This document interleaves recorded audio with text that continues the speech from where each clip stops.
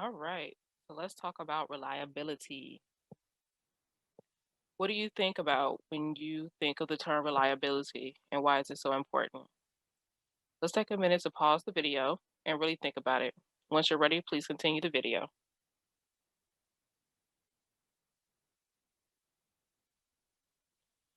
So, the textbook definition of reliability is when you can count on someone to do what is expected of them.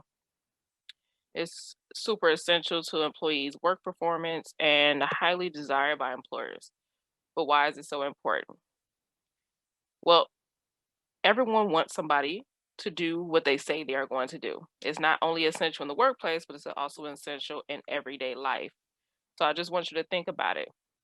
You know whether or not your parents are going to do what they say they're going to do, or your friends, or your romantic partners. The quality that someone is reliable, thus making them someone you can depend on and trust to do what is expected of them.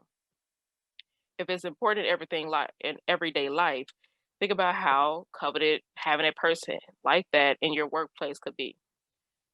And on top of that, we also have to talk about trust. So trust in the workplace.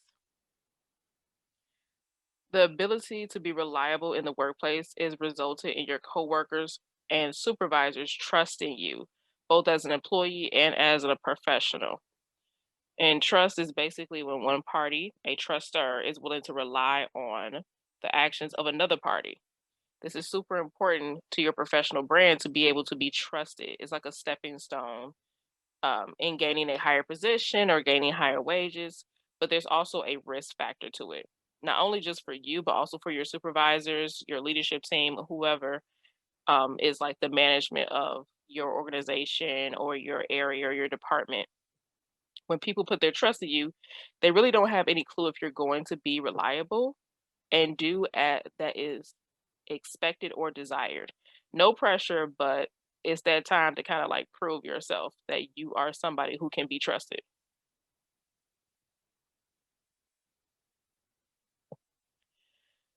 So, what are some qualities of someone who is reliable? So, I'll give you some entry level qualities, right? Someone who comes to work as scheduled. That's always fun, coming to work on time. Responds to work assignments, requests by being cooperative and available. And then here's some more.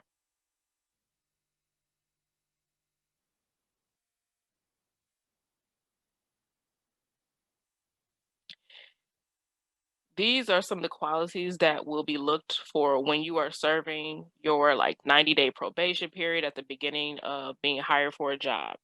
So having some of these qualities that you see on the screen is super important, especially when you first get that job. That is going to be like muy importante. And then here are some advanced reliability qualities that people may have.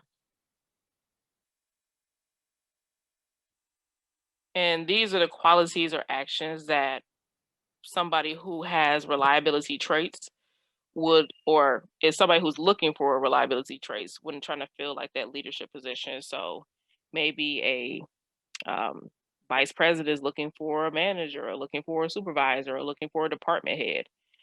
These are some qualities that those type of leadership people are looking for.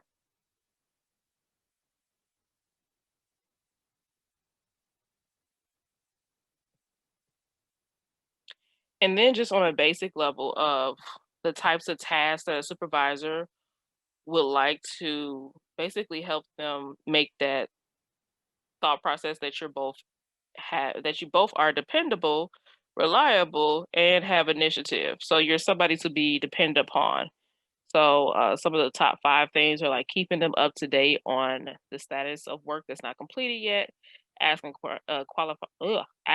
clarifying questions when assigned a task, making suggestions about improvements to the company, department, or team, or just like the workflow. Sometimes that's super important to just have a different perspective from your teammates that if something's not working, you can make suggestions. And that makes it seem as if you want the workflow to go better.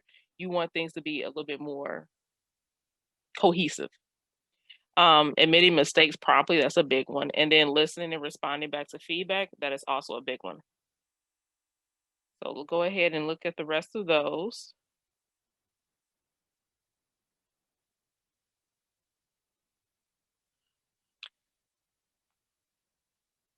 But at the end of the day, or at the end of the workday, dealing with people who let you down can be disappointing. It can be frustrating, and it can be infuriating. So let's not be a flake, right? That's the biggest part about this lesson is just learning how to be dependable and showing people that you are a reliable person and show them that you have reliability traits that make you dependable and trustworthy. So let's go ahead and check our understandings. So, how can you show reliability in the workplace? Give me like one of each. So, one entry level, one advanced level, and one of those like supervisor desired tasks.